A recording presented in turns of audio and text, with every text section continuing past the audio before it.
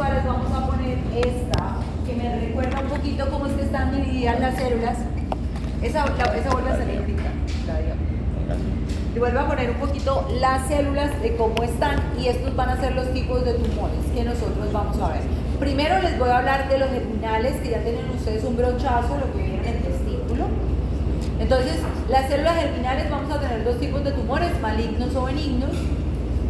Los tumores van a depender de a qué se parecen, a qué me recuerda a mí, porque esas células germinales son totipotenciales. Entonces, al ser totipotenciales pueden hacer cualquier cosa. Y yo voy a tener una célula germinal o un tumor de células germinales que parece o que sigue pareciendo una célula germinal, se va a llamar disgerminoma. El nombre de este tumor en el testículo es seminoma. El nombre de este tumor en la línea media, que es por donde entran las células germinales a nuestras gónadas en el periodo embrionario, como lo recuerdan, porque ellas se originan en el saco uterino y migran por línea media hasta alcanzar las gónadas.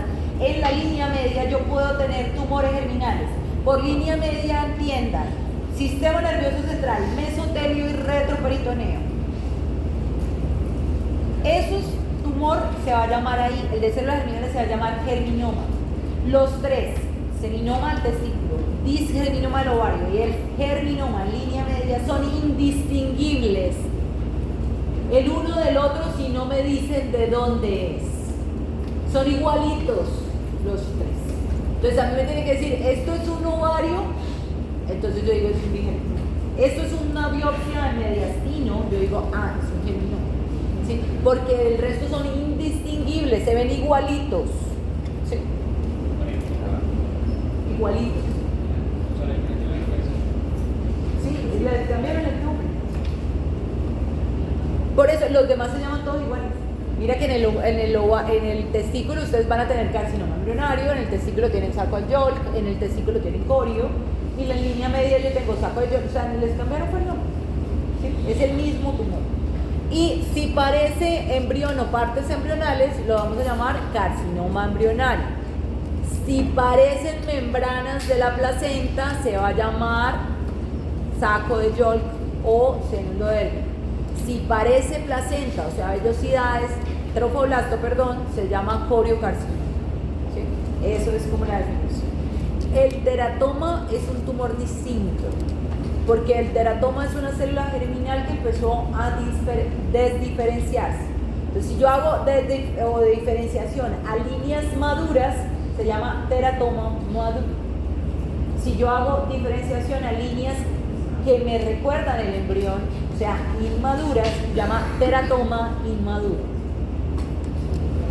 Y esto, pues ya les voy a desglosar un poquito esto. Entonces, el disgerminoma es el seminoma del ovario, aquí me faltó una comilla. Yo lo que les digo, son raros, porque resulta que nuestros tumores germinales generalmente son mixtos. En el testículo son altamente frecuentes puros. Entonces les digo, luego el seminoma puro. O sea, es que no hay nadie más, ningún otro tumor en la masa testicular. No, aquí nuestros ovarios o los tumores en el ovario generalmente son mixtos. Entonces uno tiene que decir más o menos cuál es el componente o la cantidad que ve en cada una de estas. Los tumores germinales son de pacientes jóvenes. Por definición en literatura, 25. Por la frecuencia que me ha enseñado la vida, menores de 20. ¿Sí? O sea, pero si miran la literatura, es 25 años. Son frecuentes en la infancia y la segunda década de la vida, o sea, entre los 10 y los 20 años, y usualmente son unilaterales. Estas son masas sólidas. Histológicamente, lo que les digo, yo creo que Ernesto les dijo, a mí siempre me han parecido huevos fritos. Tienen esa apariencia de una célula germinal, tienen este halo claro alrededor que dan la configuración. Pueden ser sólidos, trabeculares o en nidos. Los otros tumores que no son el disgerminoma son macroscópicamente muy malucos.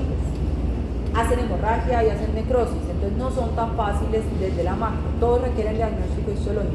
El carcinoma embrionario hace restos que le recuerdan a uno fragmentos de tejido embrionario o partes embrionarias, y este tumor característicamente va a elevar la alfa-fetoproteína. Este tumor, importante, esto,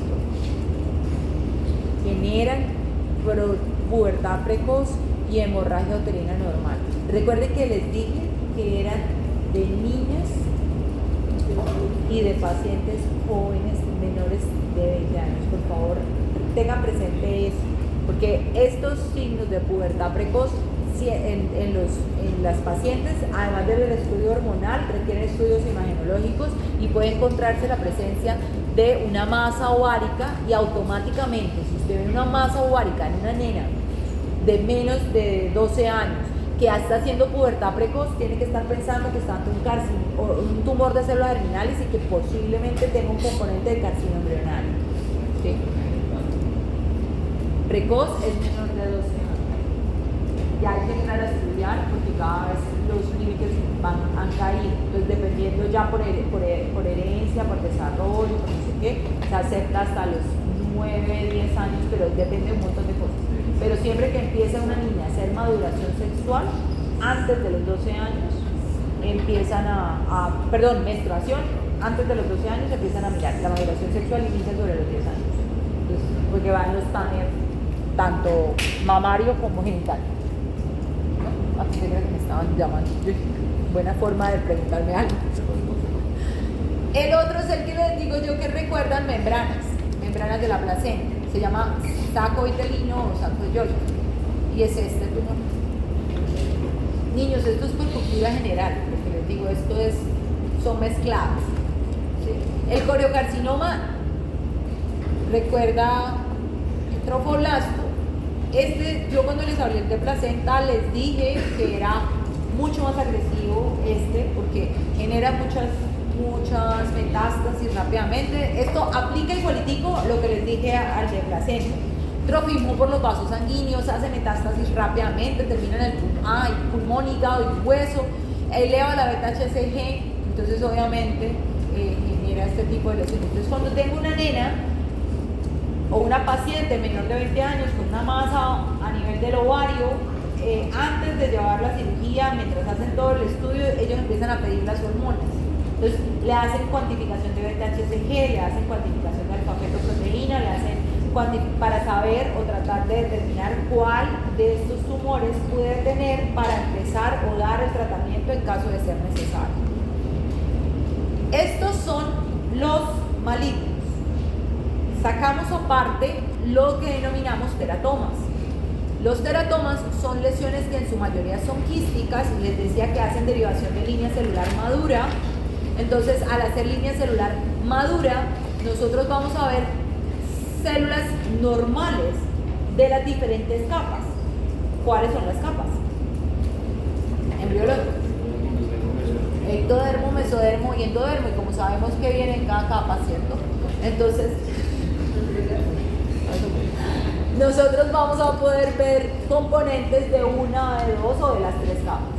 Lo más común es que sean de las tres capas y se llama teratoma quístico maduro, a eso, o lo vamos a encontrar solo con componente del ectodermo y la parte epitelial. Estas teratomas se presentan más adelante, o sea, yo creo, ellas están desde la edad en que están los otros tumores germinales, solo que no hacen síntomas. Entonces los síntomas son de mujeres en edad reproductiva con una masa quística en el ovario, que tiene unos componentes mixtos y que van a presentarse en la cirugía con estos componentes. Entonces uno los abre, generalmente están llenos de sebo, del material de la célula. El más común es el quiste epidérmico, que es que es un teratoma quístico maduro que hace piel, cobertura de piel, producción de sebo, que se mezcla con el pelo y uno puede ver ese material sebáceo entremezclado con el pelo. A veces hace derivaciones específicas, sí son dientes, parecen no son dientes, y el pelo crece, ¿no? O sea, uno ve en la superficie, uno abre el ovario, le saca el sebo, porque queda una masa pelmazada horrible. Lo peor que hay en esta vida es procesar un teratoma que tenga mucho sebo, porque eso se le pega a los guantes. Se pega en la mesa, se pega en la mano, se pega todo. Uno retira y siempre van a conseguir una masa o uno va a evidenciar una porción central dentro del quiste. A eso se llama eminencia roquitánstica. Eso sí, tocó aprenderse el nombre porque no le han cambiado el nombre. Y esa parte es la que hay que mapear, o sea, la que nosotros tenemos que procesar. Sobre esa eminencia, usualmente usted le ve una superficie de pelo con mechones. O sea, mechón de pelo, chicos. O sea, yo creo que aquí se alcanza a ver, de pronto, no, creo que no. El pelo de verdad surge de esa zona, crece. O sea, usted ve, usted puede estirar el pelo que está creciendo de ese pedazo. Y usualmente en ese centro es donde vamos a encontrar los otros componentes. Entonces aquí les pongo yo las fotos con componentes específicos, dientes, etcétera, etcétera. Miren esto, estos son poliembriomas. Estos son tumores que parecen embriones, pero son teratomas. Se los voy a dejar ahí para para que lo mediten. De la teoría del fetus in fetu. ¿Nunca han hablado de los fetus in fetu? ¿No vieron? Fetus in fetu. Ah, los que nacen con el Que hermano. tengo el gemelo por dentro. Sí. Teratoma. ¿En serio? Claro. Y son, pues claro, cuando son genéticamente idénticos, pues que son míos. Tienen que ser idénticos a mí. No son un gemelo. Es mío, es un tumor mío. ¿Sí?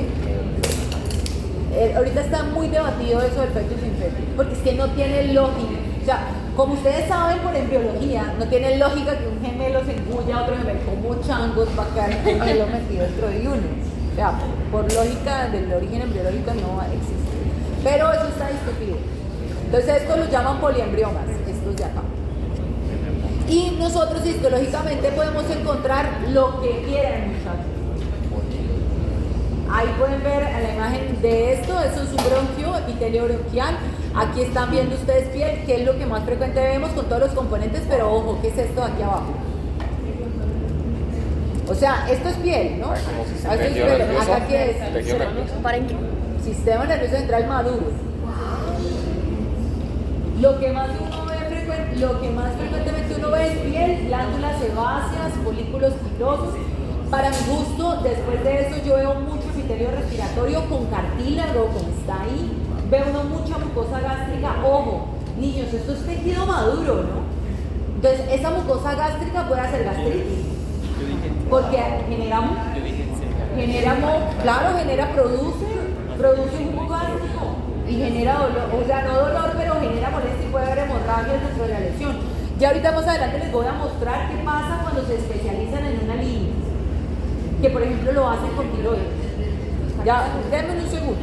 Entonces resulta que como yo puedo hacer estos tejidos maduros, hacerlo maduro, hay una forma que está relacionada con la producción de tejidos embrionarios, o sea, tejidos inmaduros. Y a eso se llama teratoma inmaduro.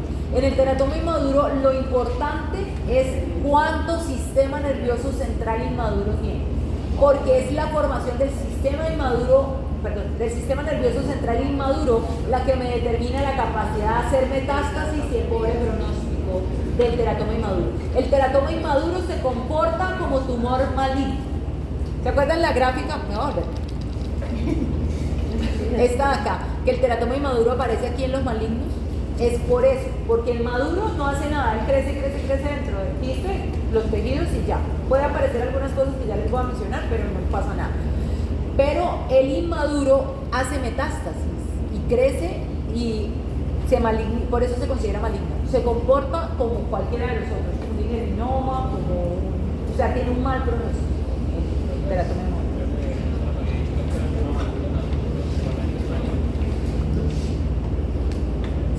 Lo que les digo fue que se puede malignizar. Y, profe, depende. Es decir, como yo tengo piel, a esa piel le puede dar un cáncer. Entonces yo tengo un carcinoma epitelial dentro de un teratoma maduro. O sea, no es el teratoma el que se malignizó ese pedazo de tejido. A eso se llaman teratomas malignos. O sea, es el teratoma maduro con un componente malignizado y es diferente. Entonces es por ese lado. Ahora sí. Profe, una pregunta, ¿y depende del tejido maduro que tenga, se malignice más o todos se malignizan por igual? Son raros las malignas. Salud. Son raras la malignización no es frecuente, pero generalmente puede pasar. Puede pasar en situaciones específicas. Usualmente es el más frecuente que nosotros vemos es piel, porque es la que más vemos. O sea, casi todos los teratomas tienen piel, entonces es el que más vemos. Hay un componente especial y una cosa que es importante que yo se los dejo ahí. Ahí sí cuña con el doctor Ernesto y el doctor Carlos, nosotros hicimos una revisión sobre estruma ovárico y malignizaciones, la pueden buscar. Creo que está en la cubana de ginecología, está el artículo. Estas lesiones son líneas, es un teratoma que hace una especialización a tejido tiroideo.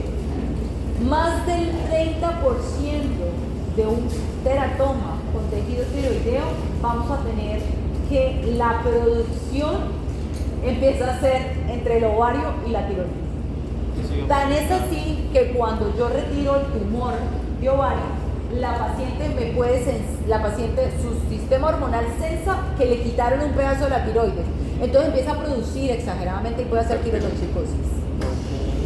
¿Y hace hipertiroidismo? Sí, pero transitorio, mientras le quitan el ovario. Entonces tienen que estar muy pendientes de los niveles. Cuando una paciente en un postoperatorio de una resección de un tumor ovárico hace taquicardia, hipertensión y los síntomas de un hipertiroidismo, le puede dar hasta arritmias. Sabe uno que tiene un componente de estruma ovárico, o sea que el componente de tiroides dentro del tumor ovárico era muy importante, porque le descontroló. Entonces hace producción de hormona tiroidea. Lo que les decía yo que nosotros hicimos la revisión es porque ese tumor se maligniza y nosotros tenemos una serie donde demostramos que hay carcinomas, no les voy a hablar de los carcinomas porque no lo han visto en la clase de tiroides, pero todos los tumores que les va a hablar Cristian pueden aparecer dentro de un teratoma. Entonces ya vamos aquí, ya vamos a acabar, falta poquito. Volvemos a la imagen. Entonces ya hablamos de la célula germinal. Ahora, ¿qué me queda? El resto del folículo. El resto del folículo, los folículos son los cordones sexuales de nosotras. Entonces, los tumores de los cordones sexuales son el resto de cositas. Entonces vamos a tener tumores de células de la granulosa, tumores de la teca y sí, hay tumores de Sertoli. ¿En mujeres? Son súper raros, pero sí hay. Yo la primera vez que dije que había la primera vez que dije yo, esto es un Sertoli lady, y ya me decían que era un Sertoli lady, el ginecólogo me creyó. Son raros, pero no. Pero hay. ¿Quieres Pero no puedo que son más raros. Son algo más raros acá. Sí, son raros.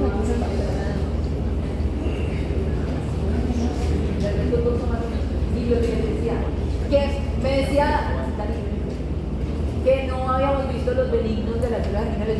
El único benigno es el teratoma. Y el problema del teratoma tiene inmaduro y que puede aparecer malignización de alguno de los tejidos. O sea, en realidad, pero el teratoma es un tumor divertido. Entonces vamos a hablar un poquito de cada uno de estos. Células de la granulosa. ¿Se acuerdan cuál es la función de estas células? Producen LH. Los residuos van a producir y que ellos van a producir estradiol. Entonces, esa es la manifestación. Las pacientes hacen hiperestrogenismos. ¿Se acuerdan que cuando vimos hiperplasia endometrial dijimos que un factor de riesgo era tener un tumor de granulosa teca? Porque ellas van a producir estradiol. Y como son células que tienen ese aspecto como de la hormona esteroidea, son como grasositos, van a ser amarillos en fresco, ¿sí? Van a tener esa coloración como niños. Esto, yo vuelvo y les digo, soy enemiga de los nombres, pero esto se lo tienen que aprender porque les encanta preguntárselo en los exámenes de gineco, en los exámenes de admisión, en los exámenes es un cuerpo de Cole-Exner. ¿Qué es un cuerpo de Cole-Exner? Esto, ¿qué es el cordón sexual? O sea, la apariencia esta, cilíndrica con un centro acá claro, esto es un Cole-Exner. El vaso, esto acá, es la apariencia que daría un cordón sexual. Eso es el Cole-Exner. Y el Cole-Exner es el sello del histológico del tumor de la granulosa. A eso les encanta preguntar eso. Ellos usualmente, los tumores de los cordones sexuales y el estroma son generalmente de niños, ¿sí? O sea, un comportamiento tranquilo, salvo la producción de hormonas, ¿sí? Que genera problemas. Pero usualmente son masas que se pueden bordular, pero no generan mucha complicación. El de la granulosa el problema principal es que va a estar asociado a esa hiperplasia endometrial que se puede complicar, ¿sí? Bueno, Colexner y los granos de café. Ellas siempre son así, las células de granulosa siempre tienen ese grano de café. O sea, si la ven, ¿cierto? La inclusión en el núcleo, ¿no? Que le da esa apariencia. Para hacer grano de café, la inclusión tiene que ser en el eje mayor del núcleo, ¿no? El núcleo es ovalado, la inclusión tiene que ser en el eje mayor. Aplica para papilar de tiroides. La inclusión es en el eje mayor del núcleo. Los núcleos son ovalados, o sea, no vale así una transversal, tiene que ser en el eje mayor. Y el componente de la teca, esto es lo que está más con la parte fibrosa. Fíjense que parece un leiomioma, ¿sí? Parece un leiomioma y es sólido, es durito, pero pues estas son células de la teca, entonces van a estar mezcladas las dos, se ven un poquito más claras y van a tener ese aspecto, ¿sí? Así. Este sí no se maligniza nunca, no hace nada raro, solamente una masa sólida. Usualmente ellos cuando las ven los colocan como en ecografía porque son tan sólidos y tan bien definidos que los colocan como leioniomas paratubáricos o cosas así, porque tienen esa apariencia, y a veces los mandan, le hacen a cesárea a la señora y mandan un lipoma paratubárico y resulta que es un fibroteca porque la apariencia es muy firme. Estos son supremamente raros.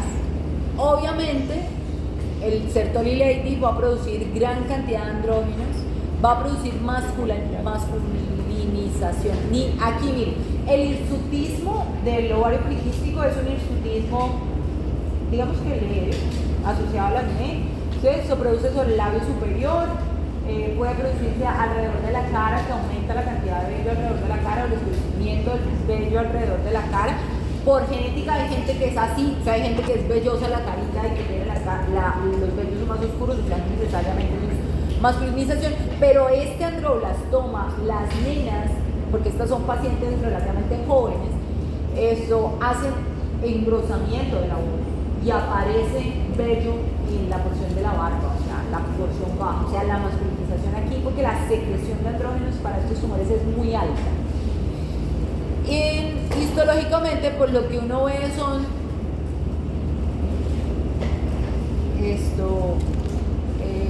ahí se me olvidó el nombre, túbulos ¿Los de Müller? ¿Müller?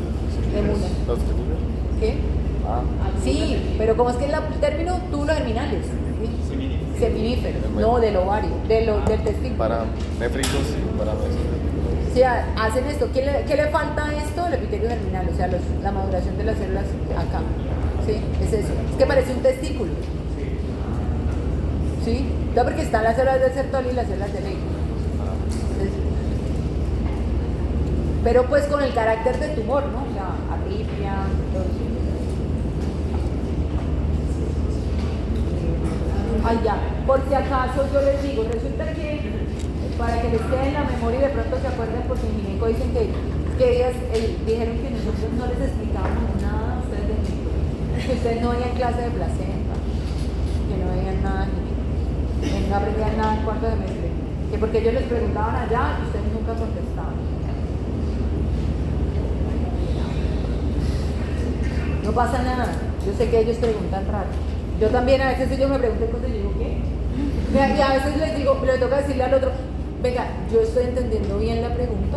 Entonces no, el problema no es ustedes, pero digamos